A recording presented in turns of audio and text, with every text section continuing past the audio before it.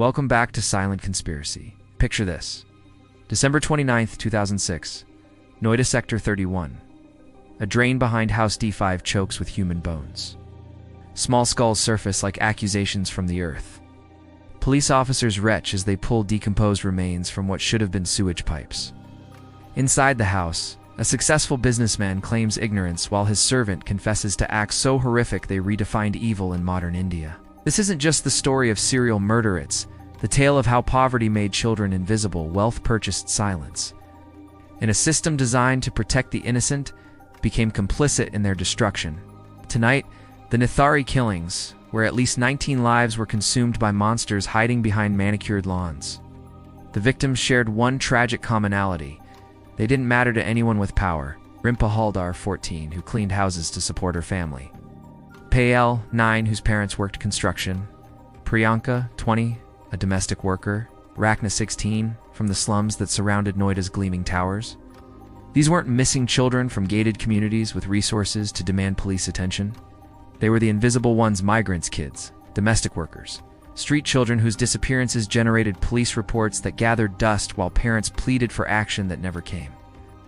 Between 2005 and 2006, these children and young women vanished, one by one, from the neighborhoods surrounding Nithari Village. Their families filed missing person reports, organized search parties, begged local police for investigations. They were told their children had probably run away to Delhi, gone back to their villages, or been traffic standard dismissals that allowed officers to close cases without actual investigation. The system shrugged, and in that institutional indifference, predators found perfect hunting ground. Behind the high walls of House D5 lived two men whose partnership would shock India's conscience. Moninder Singh Pandher, 57, was everything Indian society respected. A successful Punjabi businessman with legitimate enterprises, multiple properties, and the kind of wealth that bought deference from authorities. His weekend retreat in Nithari provided the perfect cover saladed, surrounded by walls. In a village where his money ensured no uncomfortable questions were asked about strange sounds or smells, Surinder Koli, 38, was Pandher's live-in, domestic help poor, dependent, psychologically malleable. Police investigations would later reveal that Koli became the perfect instrument for Pandher's desires, a man so thoroughly dominated that he would commit unspeakable acts and accept full responsibility to protect his master. Their relationship represented India's most toxic power dynamics: wealth exploiting poverty, privilege consuming desperation, class hierarchy enabling horror. The modus operandi was terrifyingly efficient. Koli would approach victims near their homes or workplaces, offering food, money, or employment at the big house. Children hungry from poverty, young women desperate for work, would follow him to D5. Once inside those walls, they were trapped. The house's layout provided complete privacy: multiple rooms, soundproof walls, and most critically, a drainage system that connected directly to municipal sewers. What happened next defied human comprehension. Both men would sexually assault their victims before Koli killed them, but the horror extended far beyond murder. Koli confessed to acts of necrophilia and cannibalism, rape after death, consumption of human flesh, dismemberment performed with methodical precision. He would keep some body parts for his cannibalistic practices while disposing of others through the drain system, turning the municipal sewage network into a conveyor belt for human remains. This wasn't impulsive violence, it was systematic consumption. Koli described cooking and eating human flesh, sometimes while Pandher watched. He spoke of preferring certain body parts, of methods for preparation, of the taste and texture of different victims. These weren't confessions extracted under torture, they were detailed descriptions, delivered with disturbing matter-of-factness, as if describing a recipe rather than revealing acts of cannibalism. The system worked for months because nobody was looking hard enough for these specific victims. When poor children disappeared, investigations were perfunctory. When neighbors complained about strange smells from D5, they were told it was sewage problems. When local residents mentioned seeing children enter the house but never leave, police suggested they were mistaken. Wealth and class privilege created an invisibility cloak that hid systematic murder. The break came not from brilliant detective work, but from persistence by victims' families and intervention by higher authorities. Local police had dismissed missing person reports with bureaucratic efficiency. But pressure from Delhi and growing media attention finally forced proper investigation. When officers searched the Nithari area in December 2006, the drain behind D5 revealed its grisly secrets: human skulls, bones, decomposed body parts of children and young women. The discovery scene haunted experienced investigators. Forensic teams worked in shifts because the stench and sight of remains proved overwhelming. Small skulls that belonged to children, jewelry that parents recognized as belonging to their missing daughters, clothing fragments that told stories of lives cut short. Each piece of evidence represented not just a crime, but a family's worst nightmare confirmed. Both men were arrested on December 29, 2006. Their confessions painted different pictures of culpability, each trying to minimize his own role, while maximizing the other's responsibility. Koli admitted to killing victims, but claimed he was acting under Pandher's influence, participating in sexual fantasies orchestrated by his wealthy employer. He described being paid for murders, rewarded for particularly brutal acts, trained in methods of disposal. Pandher initially denied involvement, claiming he was rarely at the house and knew nothing about Koli's activities. His defense relied on class assumptions. How could a successful businessman be involved in such crude violence? Later, facing overwhelming evidence, he admitted to sexual assault but denied murder, claiming Koli killed victims to prevent them from reporting rapes. This version positioned him as an exploiter rather than killer, a rapist rather than cannibal. The case exposed India's uncomfortable truths about class, caste, and police indifference to poor victims. The families affected were mostly migrant workers from up Bihar and West Bengal, people essentially invisible to systems designed to protect citizens with resources and connections.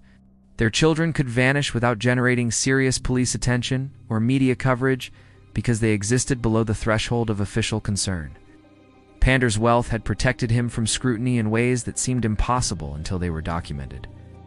Neighbors knew about strange smells and sounds from D5, but nobody questioned a successful businessman's lifestyle. When poor children went missing from nearby slums while a rich man's house emitted foul odors, the system looked everywhere except the obvious connection. Class privilege created blind spots that enabled systematic murder. The media coverage that followed became a sensation that consumed Indian news cycles for months. The horrific details, cannibalism, child murder, necrophilia generated massive public outrage and endless speculation. Television channels competed for the most sensational angles. Newspapers published graphic details, and the story became entertainment as much as journalism. But the coverage also revealed problematic patterns in how India discusses crime. Missing poor children receive different treatment than missing middle-class children. When middle-class kids disappear, it's national emergency. When slum children vanish, it's statistics. The media attention, while bringing justice, came too late for victims and exposed systemic prejudices that enabled the crimes. The legal proceedings stretched over years, complicated by multiple cases across jurisdictions, conflicting confessions, and questions about investigation quality. Both accused received death sentences in multiple cases, but appeals, retrials, and jurisdictional disputes created a maze of legal procedures that continues today. The Supreme Court eventually commuted some death sentences while upholding others, creating confusion about final accountability. Questions remained about evidence quality, confession validity, and fairness of proceedings conducted under intense media pressure.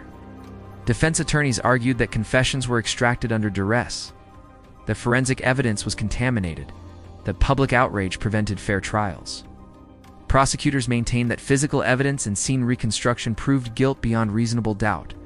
The case forced systemic changes in how India handles missing children cases. New protocols required immediate action on missing person reports regardless of family economic status. Child protection mechanisms were strengthened.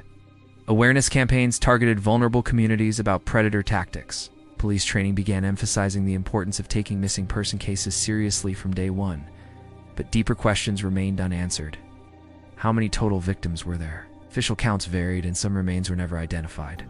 Could earlier police action have prevented deaths if initial missing person reports had been properly investigated? What was the exact division of responsibility between Pandher and Koli? Were there other accomplices or customers who participated in the house's activities? Most disturbingly, how many other cases like Nithari go undetected because victims are from invisible communities? The case became a mirror reflecting India's social pathologies, how poverty creates vulnerability, how wealth can purchase impunity, how systemic indifference enables monsters. It showed that the most dangerous predators are always obvious. Sometimes they respectable businessmen with weekend houses. The Nithari case also revealed how location matters in crime.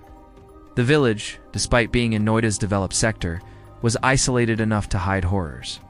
Geography of privilege created dead zones where screams couldn't penetrate manicured lawns and high walls. The house itself became a metaphor for class barriers that separate India's rich from poor, visible from invisible, protected from expendable. Today, D5 Nithari stands empty, a monument to institutional failure and human evil. The case changed how India's police handle missing persons and how media covers crimes against marginalized victims. But it also serves as a permanent reminder that privilege and poverty create dangerous intersections where predators thrive unchecked. The victims' families received compensation, but money cannot restore stolen lives or childhoods lost forever. Some families moved away. Others stayed, living with daily reminders of their loss. The community learned vigilance, but also suspicion, necessary paranoia born from tragedy that revealed how little separated their children from monsters. Beyond headlines and legal proceedings are families who still light candles for children who never came home. Parents who trusted their children to play outside and learned that monsters live behind compound walls. Siblings who grew up in shadows of unspeakable loss, forever changed by learning that evil can wear business suits and drive expensive cars. What explains how successful businessmen become predators who feast on children's flesh? Was Nithari the work of two psychopaths who found each other? Or does it reveal darker truths about how power operates when society isn't watching? Could better policing have saved lives? Or does systemic indifference to poor victims make such tragedies inevitable? Share your thoughts below. But remember that behind every theory are families still living with loss that defies comprehension. If this investigation into India's most disturbing serial killing case stayed with you, like this video, subscribe to Silent Conspiracy, and ring the bell for more cases where truth proves more terrifying than fiction. Next time, we'll explore another case where monsters hide behind masks of respectability, where the greatest horror isn't what happened, but how long society allowed it to continue. Till then, stay vigilant, question respectability when it shields cruelty, and remember that sometimes the most dangerous predators are the ones society least suspects, the ones whose wealth and status make them invisible to justice until it's far too late.